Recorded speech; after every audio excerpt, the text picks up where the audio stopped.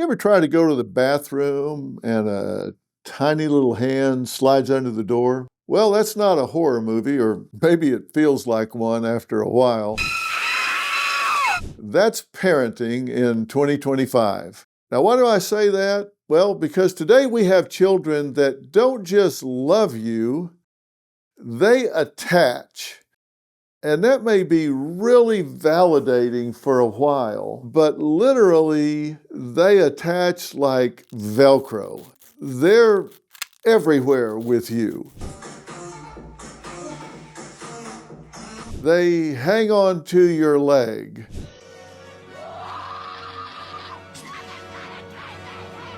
They go everywhere you go. Shower, bed, no matter what you're doing, they're so dependent that there's just no way to have any separate kind of life. And here's the real question: are they clingy or are you? Today's real story: maybe it's not the children who can't let go these days. Maybe it's us. Let's look at some headlines. What is a Velcro baby, and is it normal? Do we have Velcro kids? How millennial parenting styles are changing their children's behavior. Here's another one. Millennials might be raising Velcro kids. One dad on TikTok joked about never getting a second alone, not even in the bathroom. Millennials were bedroom kids that are raising every room kids. Our kids have full access to us because it doesn't matter what room it is. If we're in the kitchen, they're there. If we're in the bathroom, they're outside the door or even inside the door. We can't get a second to ourselves. Hundreds of thousands of parents say, same here.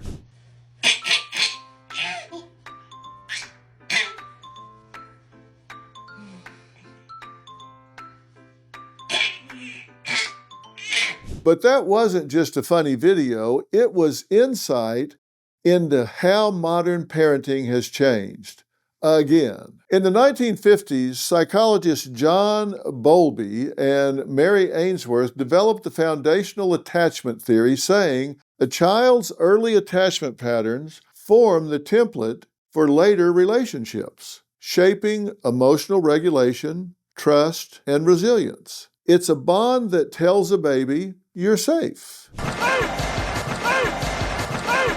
That bond is the foundation of trust. But even Bowlby warned, too much protection can stunt independence. I oftentimes hear parents that will say with great pride, I'm such a devoted parent, I'm so committed to my child, I've never spent the night away from my child. Excuse me while I peel my child off my shoulder and continue bragging about what good parents I am. And here's the problem with that. I always ask them, really? Why? Why is that? And they say, well, why are you asking me that? And I say, because it's important that a child learn that they can exist without you being there. It's important that a child learn that, hey, mom and dad go away, and you know what? They come back. And another thing I learned is that while they were gone, I was okay. While they were gone, I didn't shrivel up and die. I was able to play by myself. I was able to eat and survive. It allowed the child to understand that while they have a relationship with their parents, they don't have to have them every second of every minute of every hour of every day to be okay. And if you're one of those parents that can go to a cocktail party or a backyard barbecue and say, oh, we've never spent a night away from our children, ask yourself who that's really for. Is that for you? Are you allaying your own anxiety because you're afraid of what will happen with your child if you're not there every minute of every hour of every day? Do you have such little confidence in your preparation of your child that you think you have to be there in order for them to be okay? That doesn't say much about your preparing them to function as individuals, does it? British psychoanalyst and pediatrician Donald Winnicott said the key to raising children is being a good enough parent, not perfect, not hovering, just reliably there and brave enough to let go a little. And what does let go a little mean? Well, it means that you have to take the leash and let it go some. Let them get outside your orbit. Let them get outside your immediate gaze. Now, does that mean you need to turn them into free-range chickens and they just wander off and you have no idea where they are or what they're doing? Of course not. That's not what I'm telling you to do, but let me tell you how children learn about themselves. Children learn about themselves by watching what they do.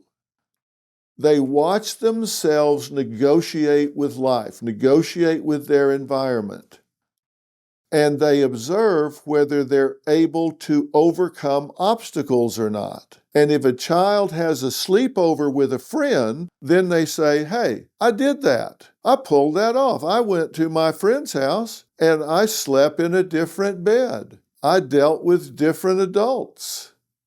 I followed a different schedule, and I did it. And they attribute to themselves the adaptability, the resilience to handle that change in routine environment. And they say, hey, I'm a big boy, I'm a big girl, I can do that. If they go to school and they walk themselves up that sidewalk, they open that big metal door and they walk in there by themselves, they say, hey, I did that on my own. I've often told the story that I'll never forget. My mother lived next door to some people that had a small child. She was 5 years old. And one day she was out in the yard and told my mother, I can zip, button, and tie. And my mother said, excuse me? And she said, I can zip, button, and tie. And she said, could you say that a little slower? And the girl said, I can zip, I can button, and I can tie. And she said, oh, I get it. You can zip your own zippers, you can button your own buttons, and you can tie your own shoes. And she said, yes, I can. Would you like to see it? And my mother said, well, do I have a choice? And she quickly showed her how she could do all three of those things with such pride you cannot imagine. And in my mind, I envisioned every parent that squats down and ties their children's shoes, zipped up their jacket, and buttons up their sleeves, as opposed to little Heather here, who can do it all on her own and knew it and took pride in it. Look, a lot of parents today grew up in the 80s and 90s, and they were latchkey kids. And it's a good feeling to be given more responsibility for looking after yourself. An important part of that responsibility is learning safe and fun ways to use your time when you are alone at home. They were kids that they let themselves in the house and they were there by themselves because their parent was working. They were children of dual income or single parent households who came to an empty house. They knew they had to parent themselves. They did their homework on their own. They got their own snacks. And some of them even made dinner and did certain household chores. They were independent by necessity, not philosophy. It was just what had to happen. Some parents knew their child's limitations and said, you can't use the stove, you can't start a fire, you can't do these certain things. But there were things they could do. Kids back then learned independence early, but emotional distance and lack of supervision were common. And it didn't mean there was a gap between the bond. And a lot of millennial parents grew up lonely. And as a result, they promised themselves, my child will never feel that. They will never be home alone. They will never be babysat by a television or a screen in some way. So they have swung the pendulum way to the other side and hold on too tight. They check on their child too often. They hover. They soothe before a child ever asks to be soothed, and so that child doesn't learn to calm themselves. They may tell themselves that they're giving love, aren't they really just giving themselves relief for their own anxiety? Is it in the best interest of the child, or are they doing it to make themselves feel better? Ask yourself that question. Now, I know you don't like me saying that because it makes you think maybe you're being selfish. Well, maybe you are. Does it make you feel better because you don't have any anxiety, because you know there are predators and perverts and creeps out there? And I'm not asking you to put your child in danger. What I am asking you to do is ask yourself your motives. I've focused so much in my life in studying why people do what they do and don't do what they don't do. Ask yourself why you're doing what you are doing. Are you doing it to make yourself feel safer, more secure, and not negligent in any way? Or have you said, what will make my child better prepared for the next level of life? And in case you didn't know, every parenting trend hides a need in the parent. There are tiger parents. They fear failure, so they're going to make their child an absolute go-getter monster, get out there. There are helicopter parents. They fear danger, so they're going to hover over their child, and they're going to be so careful that they smooth out all the bumps in the road. They're going to take care of anything that their child could fall and scrape their knee over, and then the child doesn't get tough. Where were you? I literally just walked out of the house. Grounded. Why? You could have died. From our driveway? Go to bed. It's 5 p.m. Every kid needs to experience being left out. Every child needs to have a little bit of bullying in their life. Every child needs to be not the teacher's pet. Every child needs to feel like they've got to work for what they want. And if you take away every hill to climb, your child will never be a climber. There are genteel parents, and they fear shame and want to make sure that nothing ever controversial comes up in their child's life. Wait. I am so sorry that I said that it was time to go. How about we start a timer? No! Oh, gentle hands. Gentle hands. Gentle hands. I know you're having so many big feelings right now. Mommy just wants to validate them. And Velcro parents are motivated by a fear of abandonment. Your hugs are extra sticky, Dad. Best kind of hug there is.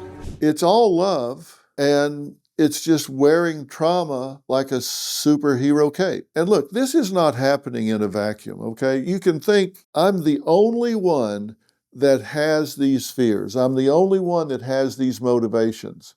And that's just simply not true. I'll promise you, if you had a candid conversation with other moms or other dads, you would find out that they're motivated by emotions just like you are. Look, we all loved our children. I loved my children when they were little. I love them now that they're adults. I love my grandchildren. Millennial parents raised children through a pandemic, school shootings, social media threats, and judgments. That's not easy. And I'm not saying you just throw them out there and let them see how they turn out. Not at all. You do have to prepare them, and you do need to make sure that they don't get so far outside your gaze, so far outside your orbit, that they are abandoned. And when a threat appears on the horizon that is so much greater than they're equipped to handle at that stage of their life, you need to stand right next to them, and they need to know they damn sure are not alone. But where is that threshold? These millennial parents say the best place that my child can be safe is inside my arms. That's true. They can be safe inside your arms, but what happens when you're not there? And that will eventually happen. It's the cycle of life. And your child is going to grow up, and if the cycle of life follows, they will bury you. You won't bury them. And if they aren't toughened up by that point, if they don't feel social competency, If they don't feel personal, emotional strength, you've cheated them, and when you're gone, they have nowhere to turn. Researcher Gene Twenge found today's parents spend twice the time with their kids as parents did a generation ago and still feel guilty it's not enough. We don't trust the village anymore, so we try to be the village. Every "Mom, look at me, Mom" triggers dopamine in the child and serotonin in the parent. That's why it feels so good. Our connection becomes chemical. And so we bring out the worst in each other. It feels good for the child to have that connection. It feels good for the parent to have that connection. That's called bonding to a degree, but when love turns into a feedback loop, both parent and child start needing it like air. And what looks like devotion is sometimes just getting a fix for anxiety, just like you were on heroin, and it lights up the same pathways in your brain that light up when you do get a hit from a drug. Now, should there be a bond? There should be an unbreakable bond between a parent and a child. But a parent can smother a child when it seems like love, but it can actually be crippling. If we never let them struggle, never let them fall, or wait, never teach them delayed gratification, then all we've done is teach them dependence instead of confidence. And we certainly don't want that. The real story? Kids who never learn to self-soothe become adults who outsource their own calm to others because they don't learn it themselves. They chase reassurance. They mistake closeness for safety and solitude for rejection. And parents, they end up exhausted, overstimulated, and quietly resentful because they can't pour from an empty cup. You have to take care of yourself so you can take care of others. The more they give, the less they have left. Every parenting wave starts with good intentions, but love never lets go. The child has to stand alone. The goal of parent isn't constant contact, it's confident release. You don't fail whenever your child walks away. You succeed when they can do it with confidence. Love isn't about holding on. It's about raising them to be strong enough that they eventually stand on their own 2 feet. You will always be their mother. You will always be their father. I don't care if they're 20, 30, 40, or 50. You will always be their parent. And trust me, you will just parent from afar. That's not Velcro. That's a bond of trust that you can always be proud of. And believe me, that is the real story. Wherever you're getting the real story, make sure you subscribe and follow. I'll see you tomorrow.